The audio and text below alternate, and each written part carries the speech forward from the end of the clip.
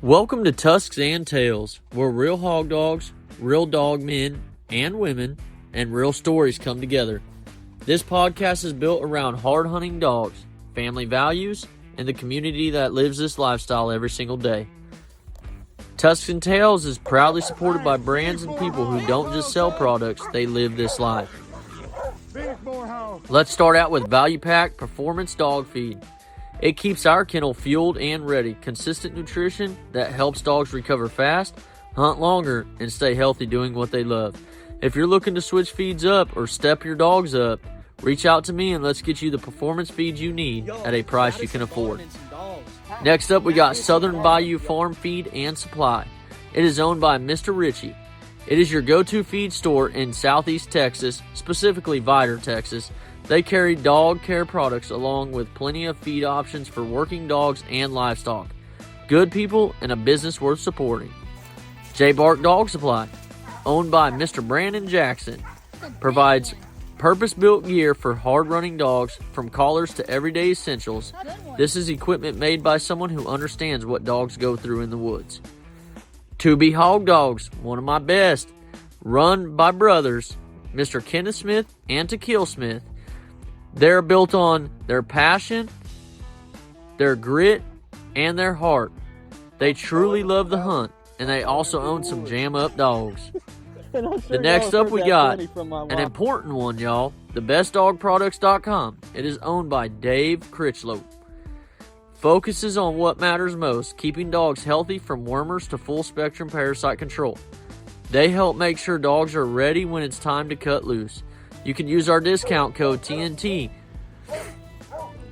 Next up, we got Dirty South Calls. That is owned by Mr. Hunter Ledger, one of the beginning supporters, and we can't thank him enough. He delivers proven calls made for hunters who want results, not gimmicks. When sound matters, these calls flat out work. One of our biggest supporters from day one. Y'all give it up for old Boars and Broads, owned by Mr. Ryan Rankin and Mr. Carter Schultz. It is the biggest merchandise dealer in the hog hunting industry, bringing quality gear and apparel to people who live this lifestyle. Save money with our discount code TNT.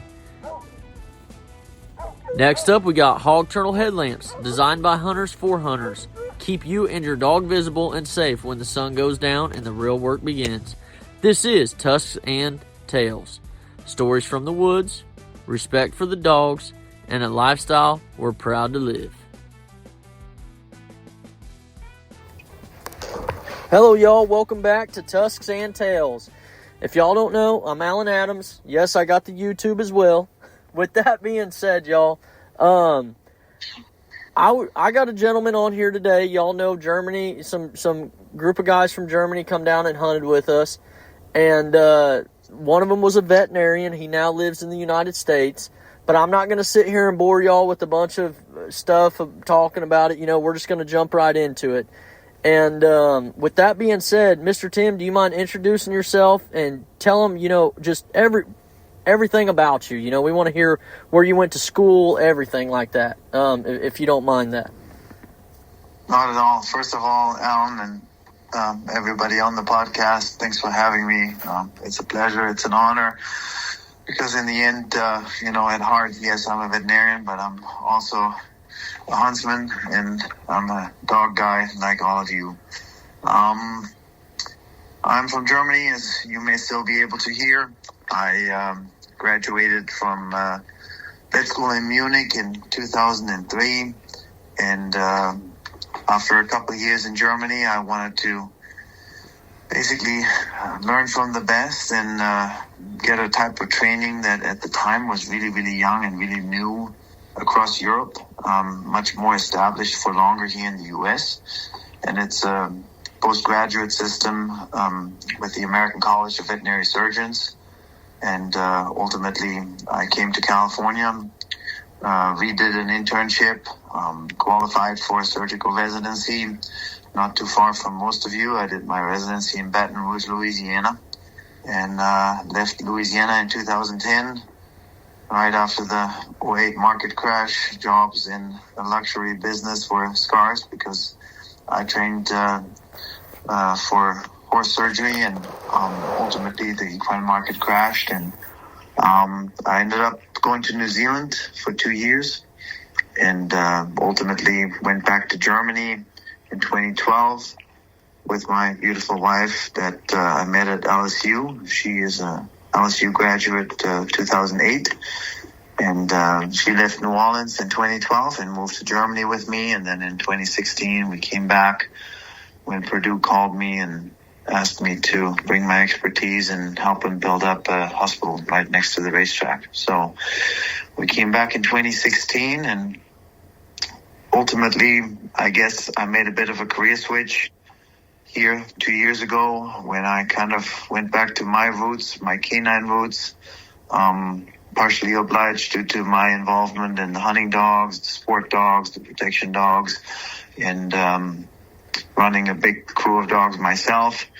I did what's called a dual accreditation with the American College of Veterinary Surgeons to be a dual boarded surgeon in equine or large animal as well as small animal. And with that said, I guess so much for my own qualification and what brings me a little bit to this podcast tonight. Obviously the crossover of being a hunter, being a dog guy in the community, meeting Alan and Alan putting together a real nice hunt for us, and, obviously being a veterinarian at heart and a surgeon. So with that, I think maybe I can answer a couple questions. Well, I appreciate that, Mr. Tim. That's a great way to get started. Now, before we jump in, everybody, all the listeners, I kind of want to do a little recap with Mr. Tim, and let's talk about the hunt. Ask him some things he liked, ask him some things he didn't like. Tim, we're listened to by 26 countries right now, so of course we're known in Europe as well, and Australia, and I mean we got a wide variety of listeners. So if there is anybody listening from another country that would like to join us on a hunt, I want Mr. Tim to go ahead and kind of relay how the hunt went, some things he liked, maybe some things he didn't like, how the dogs worked, maybe mention a couple things about the dogs working if you don't mind, and then just give an overall experience. You take it and just talk about it if you don't mind. Well, I mean, first of all, Alan, you and everybody that you had on your crew, I mean, I can't say enough good things, and thank you for what you put together and, how you received us. And, that was just, the best of the best when it comes to Southern hospitality and every aspect of things.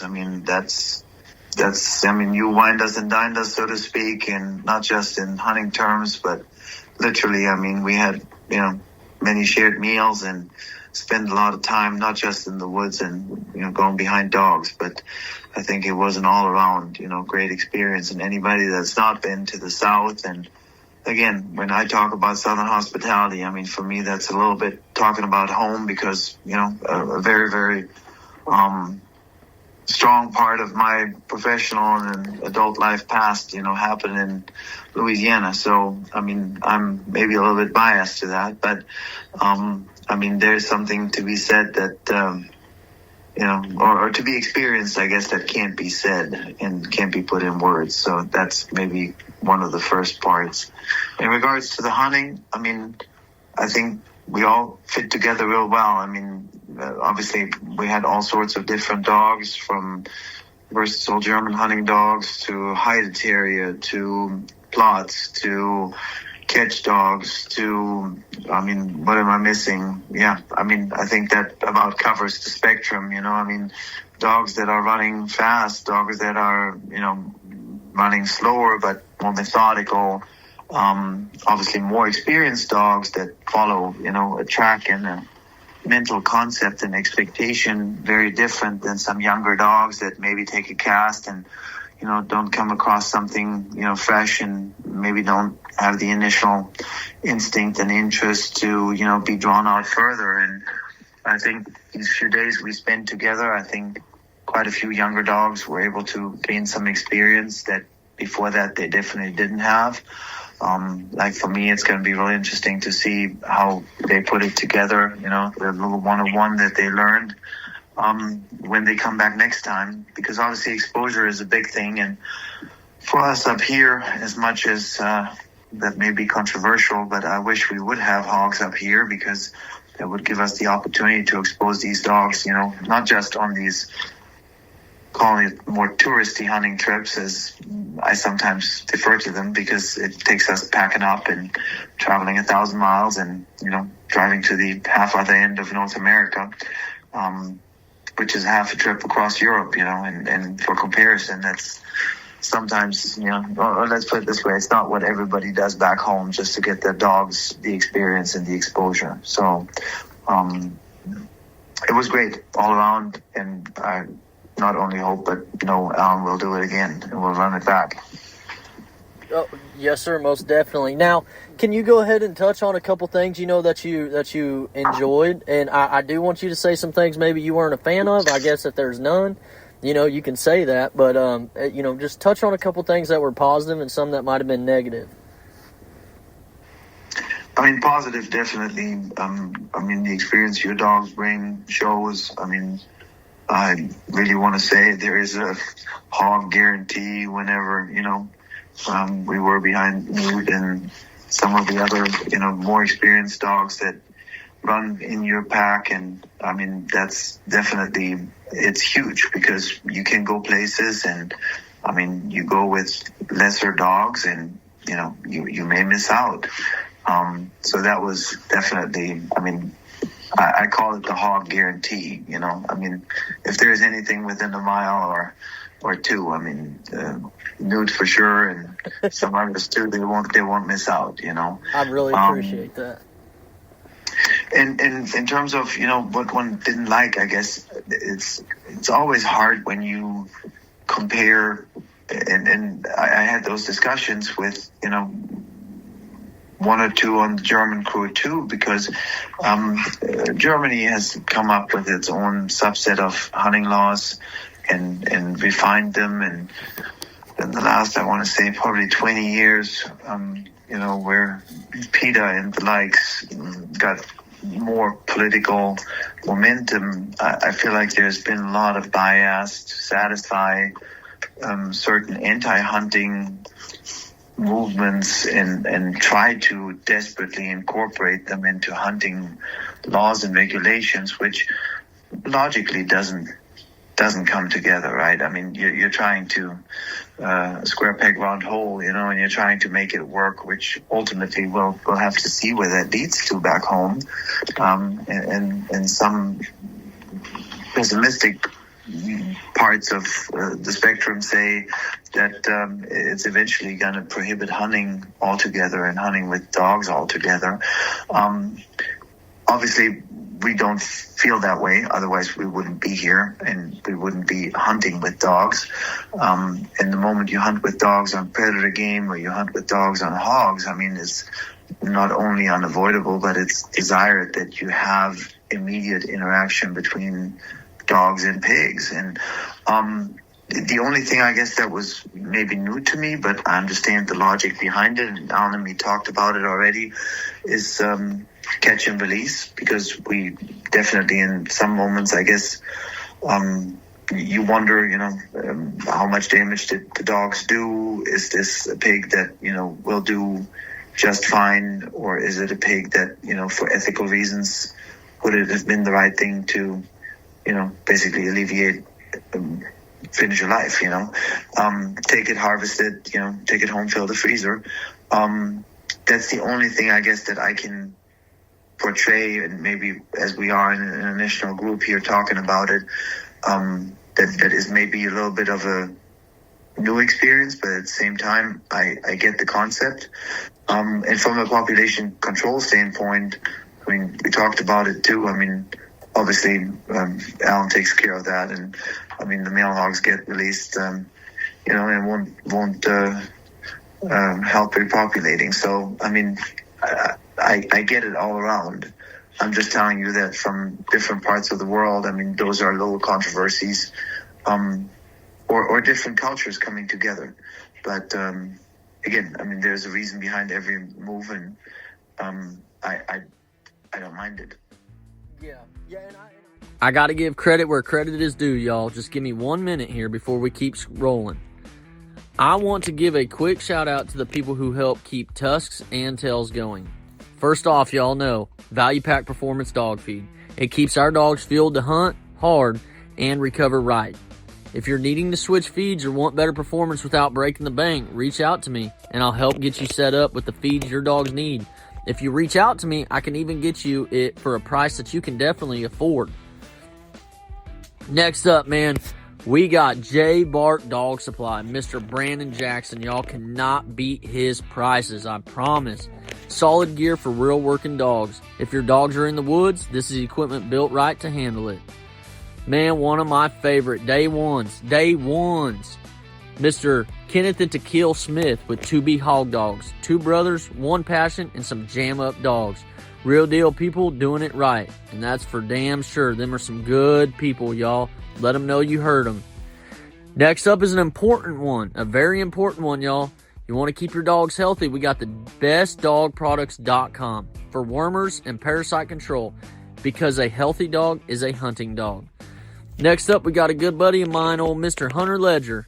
He works a little bit of both sides, the duck side and the hog side, but he runs Dirty South calls. There's no gimmicks, just calls that work when it matters. Man, another big supporter of mine that I can't thank them enough is Mr. Ryan Rankin and Carter Schultz with Boars and Broads. They're the biggest hog hunt merchandise dealer, bringing quality gear and apparel to the people who live this lifestyle. Y'all gotta go reach out to them. Don't forget to use that TNT discount. Last but not least, Hog Journal headlamps built by hunters for hunters, keeping you and your dogs visible when the sun goes down. Thanks for taking this minute with me, y'all. Let's get back to it, but please do not forget to reach out to one of them and let you know you heard from us. Or different cultures coming together. But again, I mean, there's a reason behind every move, and I don't mind it. Yeah, and I did notice that, and I mean, it's just something to talk about. It's not like it's not like nobody's arguing about it, but I mean, I was, there is a language barrier as well, but I was talking with Mr. Christian, and I love talking with him about the first hog. I was like, I'm not big on killing hogs. I'm just not. I mean, if you want to do it, have at it. If you're hunting with me and you want to do it, I don't have a problem with it. But me personally, if I'm not planning on putting it in my freezer or dragging it out, I'm wanting to cut it back out. That's a personal preference. I don't know if you can tell. Maybe you can vouch for me here. I'm in it for the dog's work, and I don't know if you've seen that or not, but you can tell. Most people can say, yeah, Alan does it because of I don't necessarily do it to go out and kill hogs. I do it because I like to see the dogs work, if that makes sense. It does. I mean, and again, I mean, in the end, you can look at it the other way and say, and this is a quote immediately from German animal rights or animal cruelty, whichever way you want to look at it, and that's a causa or a qualifying criteria. Hunting is that we say give game a chance, and so ultimately, you can look at it that way. You're giving that sow or that boar another chance at life, and maybe it got a little bit smarter, and it's gonna get away next time. So I mean, it's definitely better than being guaranteed in somebody's freezer, from that perspective. So I mean, it gets another chance. So I'm not hating on the idea, but that was definitely something that I guess came up in your discussions, obviously, or your conversations with Christian and Marcus, and was talked about. But I mean, that's about the only other thing. I mean, everything else was. I mean, I think we were eye to eye on every other aspect, and even that wasn't, okay, that's how we're doing it. Oh, that's fine. Like maybe something, to compare. And the one thing I guess that I've shown somebody else that came from Germany a couple of months ago, and we went somewhere else in Texas with some friends, and that was before Alan and I met. Actually, that weekend, Alan and me started exchanging messages while I was not too far from you. But somebody that had never hunted with dogs. I mean, somebody that had just been shooting them, and that person obviously came and without that experience of hunting with hogs and just being maybe mind washed, if you want to call it that, from hunter's education and the ethical conversations back home, initially went into it and felt like this is cruel, or this is whichever way the wording was. Again, sometimes it doesn't translate well, and I was like, no, come along, I want to show you this. And eventually that person, young hunter, got an opportunity to harvest his first hog with a knife, and he was, I don't want to say positively shocked, but he came home and he was like, oh my God, this is so much faster than a bullet. And this is so much more guaranteed than a bullet. I mean, how many bad shots are being taken, every year? How many pieces of game go out there and potentially suffer and die horribly from sepsis days later? No, the moment that the dogs lock a hog in a position and the catch dog, secures the scene, so to speak, I mean, that moment, whether it's 10 seconds, 20 seconds, 45 seconds, but until the hunters get there, from that moment on, there is no bad shooting. There is no hit or miss. So I think whoever out there, has never been on a hunt like this should definitely do it, take it in for the experience, compare it to what they know or think they know, and then come home and have an opinion. Because, from a dog hunter's perspective, whether I'm the person with the knife or not, I don't care. I'm in it for the dog work, same as Alan. But from an ethical or animal rights perspective, if one is all against hunting, one wouldn't be here, right? But if one is for population control and if one is for safety doing so, I think having healthy dogs, having capable dogs, not just having the nose or just the catch, or you got to put a team together. This is almost like the NFL. You're not winning the playoffs or making it to the Super Bowl if your team is not working well together. Newt by himself, you're not going to tie that pig just with him. He's going to find it, he's going to bait it, he's going to secure it, but you still need that catch dog. Yes, sir. Or the bigger the hog, maybe even a second, So it takes a village almost, sometimes the village is 3 or 4, but everybody needs to play together and come together as a team, or you're going to end up hurt. But if you have that team, I think it's one of the safest way of hunting, and that goes for both sides of the equation. That also goes for the piece of game, because it either gets bait up and then it gets harvested, or it doesn't get bait up and it gets away, but then it's also not harmed by a bullet that grazed it and broke a leg or got gut shot, and these things do happen. However much people want to tell me that they're the best shot that ever lived since Wyatt Earp, they're not. There's more bad shots than good shots. Yes, sir. Yeah. I'm not disagreeing with that at all. So with that being said, let me ask you, I know we covered it while y'all was here, but in Germany, y'all do harvest every single hog that's bait up, correct? Or yes, every piece of game. Keep in mind. Let me back up.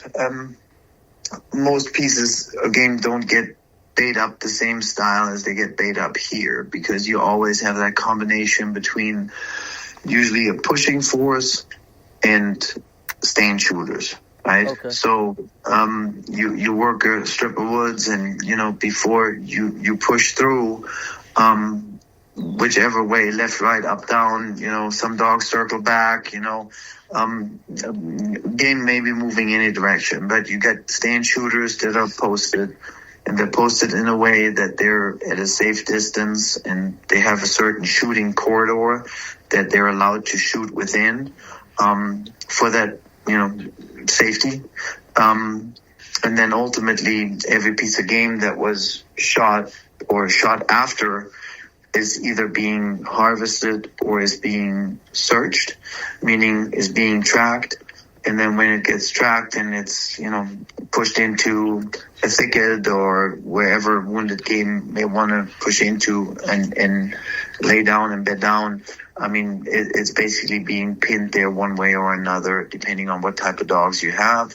But then it also gets harvested, yes, because it's been shot, wound, and therefore, for ethical reasons, should be harvested. Okay. So, well, with that being said, let's talk a little bit about them dogs. I know a lot of people were interested, and I mean, I know what they are because I talked to y'all, a lot. Y'all was here for, well, you was only here for 3 days, but the other guys was here for 6 or 7. So, let's talk a little bit about what the 2 dogs that they brought, if you can explain into a little bit of detail of, what breed they are, and then talk a little bit about your dogs, if you don't mind. Well, I guess ultimately, if you go into those breeds, you have to think a little bit about the system of hunting and hunting leases overseas ever since hunting was open to the public and a little bit taken away from royalty. So ultimately back home we have a lease system where whether it's farmland or forest land or whatever, meadows, hills, flat, doesn't matter. It's parceled into leases. They can be bigger, they can be smaller. They have a minimum about 200 acres as it translates between hectares. I think it's 80 or 85 hectares. Is, I think, 1 hectare, no, so an acre is 0.45 hectare, okay? A hectare is 100 by 100 meters, okay? So 2 or 2.4 acres go into a hectare. So 80 hectares being the minimum comes out to about 200 acres. That's about the legal minimum of what a lease has to consist of, and then it's open end.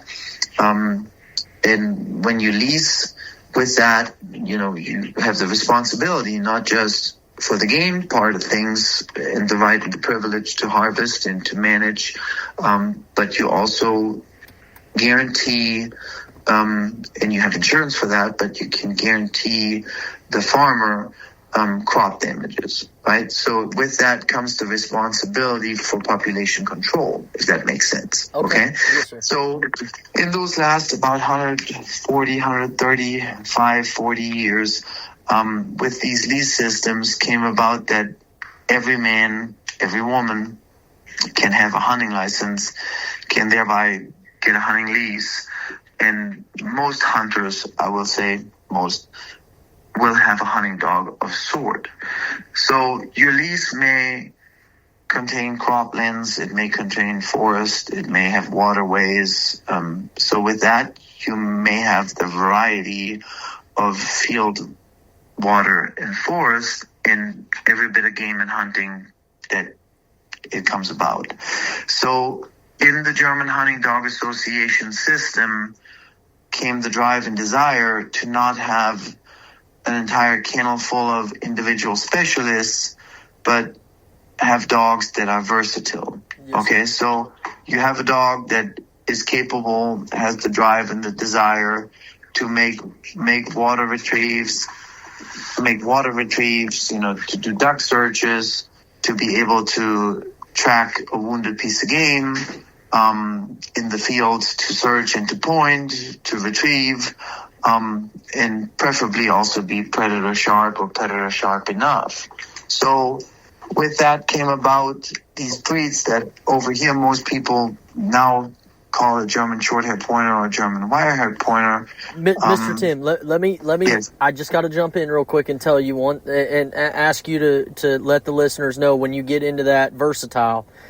You got what Fritz. Okay, for example, y'all, that was that German wired hair. Am I correct, Mr. Tim?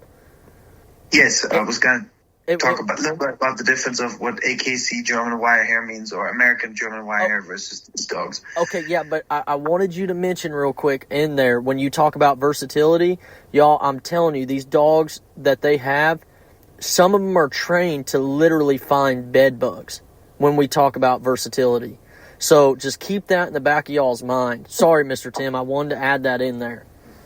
Well, but that's like the crazy niche, for a dog that maybe otherwise doesn't do too well and everything else, but has enough drive to be trained for something, So that's the bed bug version. That's almost comical. And Christian is also a bit of a businessman, so he knows how to market a dog that isn't good for anything else. I hope he listens to it. I'm not trying to mock it. I'm just trying to make everybody understand that, when we talk about versatility, the bed bug is the absolute, that is the absolute niche of comical, But it's pretty cool for us, to be honest. We don't have that here.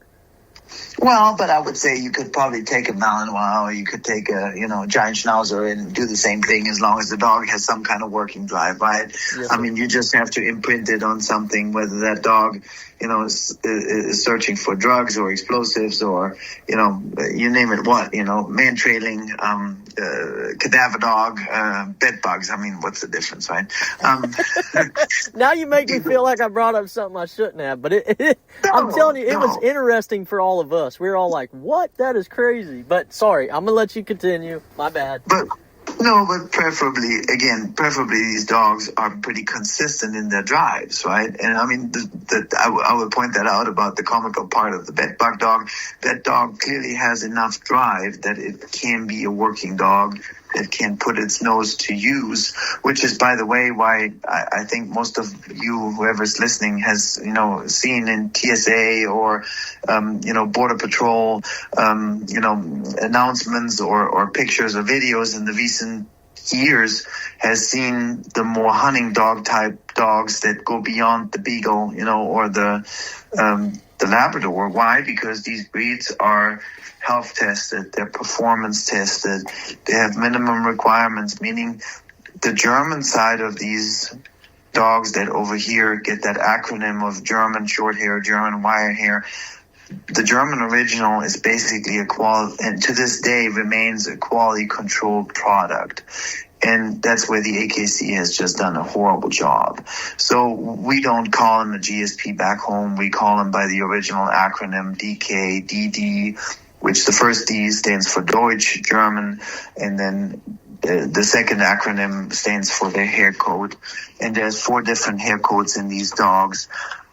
There's the short-haired, there's the wire-haired, there's the Stichelhaar, which is like almost like an in-between, and then there's long hair.